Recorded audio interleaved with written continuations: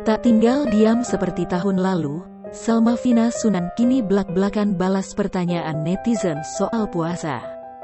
Mantan istri Taki Malik ini mengaku kesal dengan ulah warganet yang seolah tak menghargai keyakinannya saat ini. Bahkan saking kesal, Salma Vina Sunan nekat sindir balik warganet dengan ucapan ini. Seperti diketahui, putri pengacara kondang Sunan Kalijaga ini telah mengubah keyakinannya sejak 2019 lalu. Meskipun tak mudah, namun Salma yakin dengan keputusan yang sudah ia pilih.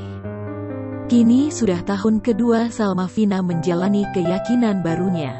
Namun ternyata masih banyak orang mempertanyakan soal kewajibannya. Saat mengunggah foto di Instagram, ia mendapat pertanyaan menjalankan puasa atau tidak.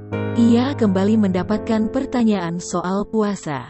Salma lantas mengunggah tulisan cukup panjang.